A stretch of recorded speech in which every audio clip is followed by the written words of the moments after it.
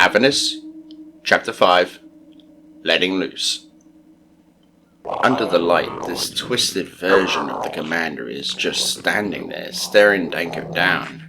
That is, it would be, if the head wasn't slumped over the shoulder and down the back of this creature. It seemed as if it was waiting for something. If Danko didn't know better, he'd be thinking it was waiting for orders. Danko quickly turns for his weapon, but hears footsteps running away. He then turns his gaze back to the creature to see that it has gone somewhere else. Danko thinks to himself, why didn't it do to me what it did to this other thing? The ODST runs around the corner and tells him, We need to go! Now! Danko replies. Yeah, let's get out of here! As he spoke, they felt a rumbling in the ground as if the ground was moving like an earthquake. They then start hearing some noises coming towards them, and there were a lot of them, growing louder, like whatever was making the noises was getting closer to their position. They head towards the area they originally entered from, when they start hearing the necromorphs outside, and it sounded like there was a lot outside too. It would seem they were trapped, two opposing sides coming for them or each other. However, that did not matter. They knew what they needed to do. We need to hide somewhere! The ODST says to Danko. He replies, There! The cabinet! They run to the cabinet, while the noises were growing in numbers, it would seem. They see the cabinet is locked. They hear a roar coming from outside. That's where Danko uses the stock of his rifle to smash the lock, and it eventually opens. They start ripping all the shelves out of the cabinet, along with what seemed like chemicals and acids in jars. Once it was all clear, they got inside and closed the doors. They could only see through a few holes in the design of this hiding spot. They keep their eyes open, look into the corridor they came from when they see a few combat forms passing through the corridor with those tentacle-like appendages twitching in the cool air of the night. It looked as if they were scouting the area, and Danko sees one of the forms picks up a weapon. It was a magnum pistol. The combat forms were quickly learning about weapons like guns and grenades. It was only a matter of time before they learned of using vehicles, or worse, ships to escape the shield world, voyaging to rich new worlds. The combat forms moved along with a group of infection forms following behind, crawling along the floor. They were moving towards the entrance of the facility. Below the facility, in the depths of the basement, a group of combat forms were moving through towards the bottom of the basement. These were the infected bodies or hosts of Commander Mills and Sergeant Davies, along with the two researchers. These infection forms had been probing their minds for useful information while using them for combat forms, until they noticed special information that would be crucial for their newly constructed intelligence in the bottom region of the basement. They continued moving deeper and deeper into the dark and musky environment, until they came to a dim, green lit area that would glow, then dim constantly, and slowly, as if something was down there, continuing into this area which seemed to be miles below the surface, until they reached an area that was the size of a coliseum, and with 3 times the height of one, a perfect place for the next step in their somewhat evolution. In the center of this room was the object that was giving off this weird light show. It looked like a massive green and grey sort of blob, but with a very distinctive difference. It was made up of bodies and infection forms, all molded and sifted into a single mass. The Proto-Gravemind. This form is essential intelligence for the Flood. Like a commander, it influences the Flood's attacks on bases, outposts, and perhaps even cities with intel that it has collected from the hosts it absorbs into its mass. The 4 combat forms moving closer towards this hulking mass, as its swollen mass continues to glow a green hue and dim once again while pulsating. Sergeant Davies' infected body is brought forth and begins merging with the Proto-Gravemind. After a few moments, the Proto-Gravemind finishes absorbing the infected body and begins the grueling task of interrogating the mind and consciousness of Sergeant Davies. After a few moments of absorption, his face starts poking through the skin of the mass as it slowly grows to accommodate the new addition to his form, and the interrogation begins once Davies regains consciousness. Any person or persons who have in-depth knowledge of something the Flood deems to have invaluable intelligence will be put into a dream state until the interrogation stage begins, when the Proto-Gravemind needs to sift through the memories and knowledge telepathically. To keep the mind distracted, the Proto-Gravemind will induce a loud buzzing noise, which will either scare the consciousness of the person or distract them into submission. However, there have been times where the host has died before the interrogation process has ended, which leads to the loss of that valuable information and memories for strategies or complex tasks that the Proto-Gravemind will direct the combat forms. Davies begins opening his eyes to see a different environment than the one he was in before, seeing darkness but with a dim green glow. The Proto-Gravemind starts assimilating Davies' mind into its own collective consciousness. It begins telepathically creating a buzzing noise while going through the memories of Davies from birth to his current predicament. It looks for important memories showing human tactics, strategies, and other things that may have happened recently, like new events, locations of important personnel, or bases or outposts. It was looking for more information that would reinforce the need to spread to new locations and to gather more hosts. It starts seeing flashes of memories of Reach, then seeing images of the crashed ship from the exterior, and then the interior. The buzzing noise becomes more intense, along with the memories becoming more real, like he was back on the ship. Memories of the obelisk he found on board, with the symbols. The buzzer noise has a faint voice come through, asking Davies what these creatures were, what the symbols he sees meant, what are their purpose for being on Avernus. Davies couldn't answer as he had no idea. As the memories slowly faded into darkness, so did the buzzer noise, and Davies succumbed back to a deep sleep. However, in reality, the Proto-Gravemind couldn't find any more answers to the perplexing memories, and found Davies to be very unhelpful and useless, and simply put him out of his misery, killing him. And the interrogation stage was complete, with the Proto-Gravemind having a slight piece of knowledge of the Necromorph threat outside. As it finishes Davies off, the next subject was being absorbed into the glowing and pulsating mass of the Proto-Gravemind, and restarting the cycle as Commander Mills was being assimilated. The scout party of the Flood upstairs makes their way to the entrance where they could find more weapons, assault rifles, and a rocket launcher could be found. They could sense the threat and hear the necromorphs making noise. The combat forms slowly start heading outside to see the area being illuminated by the flames of debris and what seemed as a group of 30 necromorphs. Slashers, leapers, stalkers, and a few brutes could be seen patrolling the area, the apartment blocks and gates. Once the slashers and leapers noticed the combat forms, and the combat forms stood there, twiddling their tentacles out their chests. Danko of the ODST saw out the small holes in the cabinet door, more combat forms heading through the corridor, rushing to the aid of their comrades outside, along with a huge swarm of infection forms like a river.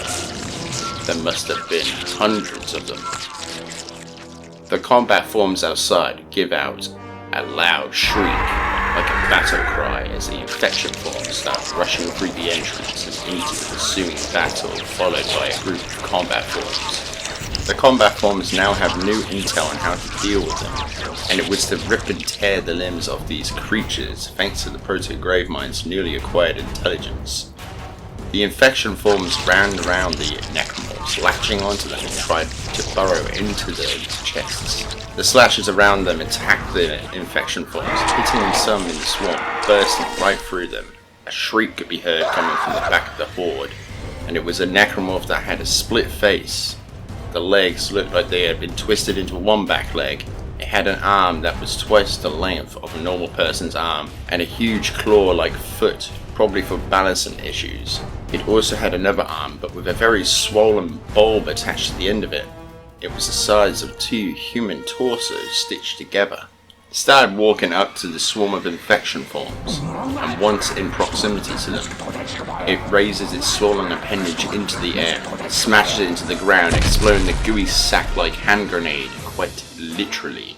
The explosion destroys quite a lot of the infection forms. The combat forms rush into the fight, shooting the newly acquired weapons they had found.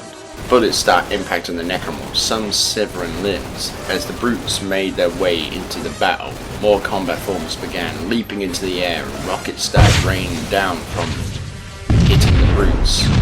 One of the brutes gets ripped apart from the explosions, where it makes its last sound before slumping over.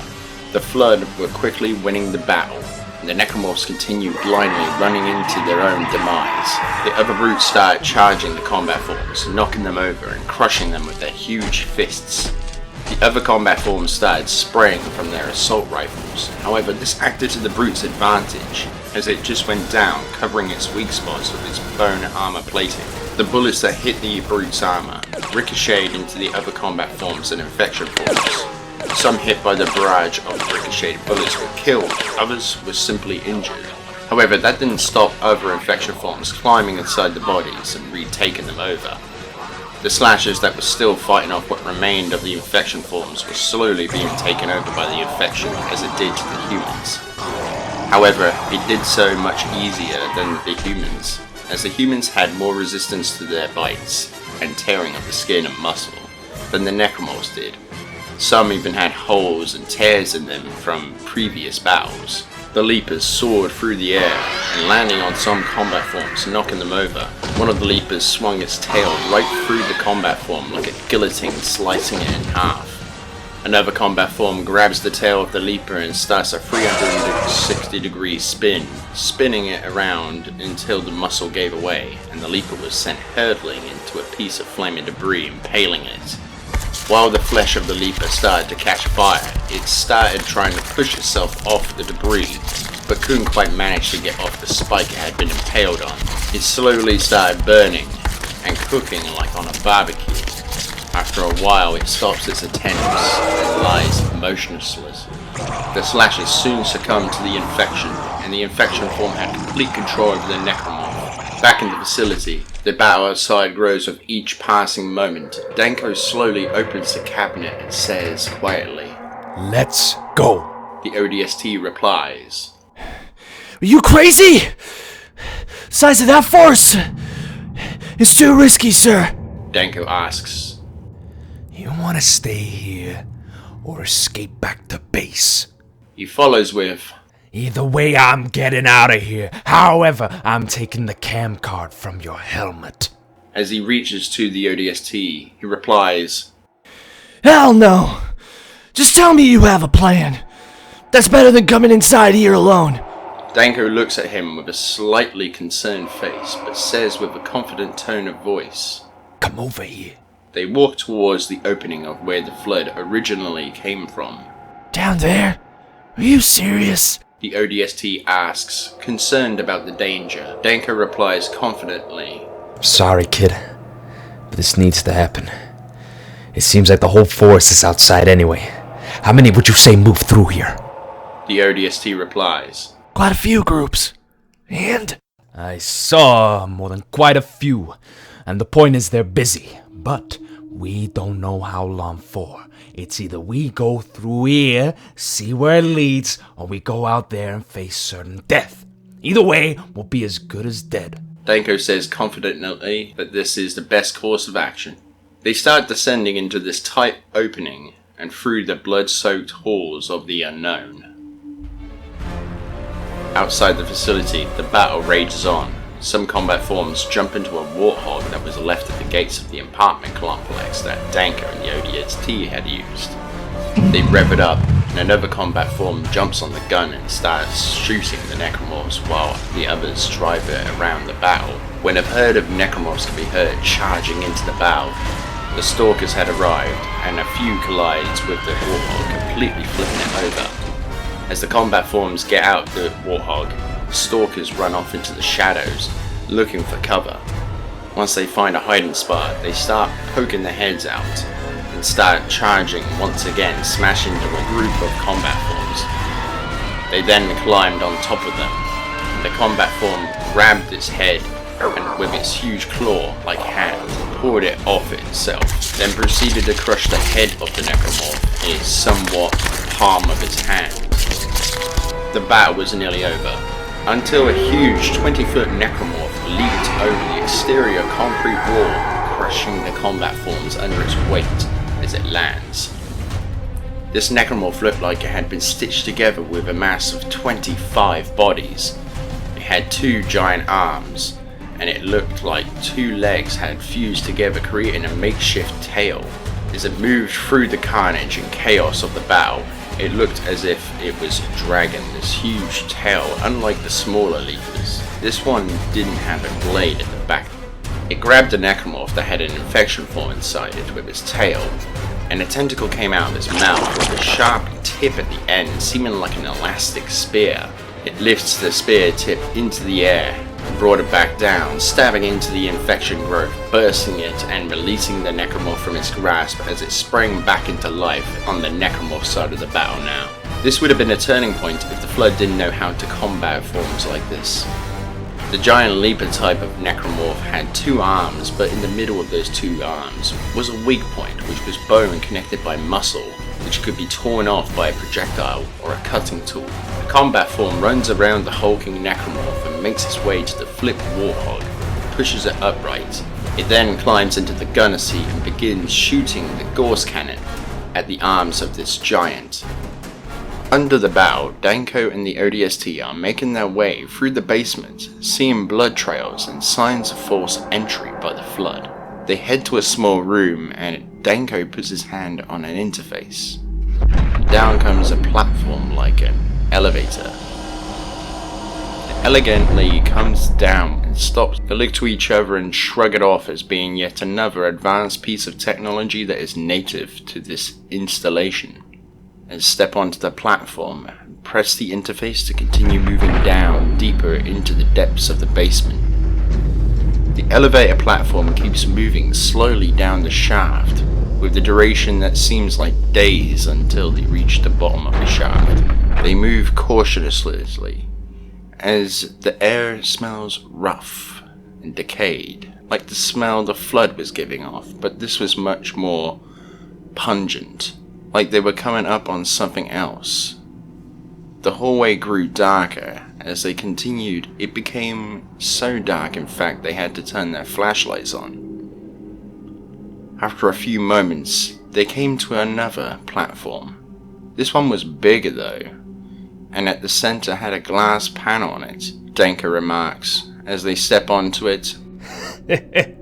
When in Rome? And like the last one, Danko presses his hand against the interface to go down once again. As they were going down, they could see out the walls like the elevator shaft was made of a almost transparent material. There was something pulsating in the center of the room and had a green glow emanating from it. As the battle was coming to a close, there were only 10 necromorphs left. The Gauss cannon had severed both arms of the giant leaper, leaving it lying motionlessly on the ground. As they were finishing off the last remaining necromorphs, most of the Flood quickly backed off from the battle, rushing back inside the facility, as if they knew of what was happening deep below them. The others quickly mopped up the remaining necromorphs and started pulling the bodies and hosts inside the facility. Danko and the Marine were disgusted by the smell, but said nothing as they didn't know what else the darkness was concealing. They made their way towards the green glow, and then what Danko and the ODST sees truly horrifies them to their core. The faces of researchers, scientists, and operatives plastered the skin of this massing creature as it pulsated. They could make out some more faces, Commander Mills, but stretched like a piece of rubber. along with Sergeant Davies at the back of this creature, with dry blood that had exited from his nose, mouth, ears, and eyes. It was quite a horrific sight. This nearly broke Danko, as he was quite fond of Commander Mills, along with Davies. He even asked Davies to be an officer under his command before all this had happened, due to his amazing leadership qualities. He respected Commander Mills, he looked up to him in a way, and enjoyed his time with him. Danko says quietly, but with great anger. Give me your shotgun, kid! The ODST hands Danko his shotgun. However, as Danko loaded the shells into it and pulled back the slide to pump it, a distant shriek could be heard, followed by more and more. Danko quickly grabs the Marine and asks, You get that all on film? The ODST replies. Of course, sir! They start trying to find a way out of the area when they approach a door. However, the door is locked. It would seem they are trapped when Danko says, Get the door open! As the endless horde of the Flood make their way towards them, the ODST manages to open the door slightly, but only ajar, not all the way. The ODST grabs his shotgun and places it into the gap, trying to wedge it open, and manages to make an opening big enough for a person to crawl through. The ODST shouts to Danko, Sir, climb through! He turns his head to see that the door isn't open the whole way, but considering the horde of these body snatchers coming towards him, he quickly shambles through the tight opening. He falls to the ground. As the ODST stuck his head through the opening, something grabbed him. Danko can see something wrapping around the ODST's helmet like a tentacle, blinding him and pulling him. Danko runs to him and grabs his hand and pulls on him, almost ripping him in half. The ODST grabs his helmet cap, rips it off, and drops it in front of the door. Danko shouts, Don't you fucking dare, kid! He places his foot under the shotgun and starts pushing himself towards the horde out of the door. The ODST spoke. It was an honor, sir! As he fell out of the opening, taking the shotgun with him, the door slammed shut. No! ODST! Kid! Soldier! Danko screams in desperation as he hears the screams and assimilation of the ODST.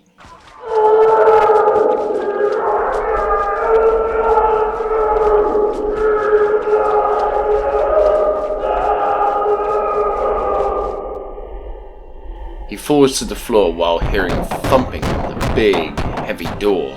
Danko picks himself up, along with the camera on the floor, and walks until he reaches a chasm of some kind. He sees a platform on the other side. He presses his hand on another interface. He hears it activate, but nothing happens. He then starts to hear a humming noise, slowly coming up out of the darkness. A few platforms start rising up, and when they reach Danko, they stop but continue humming. Danko looks back at the thumping on the door to see it being buckled and near to the breaking point.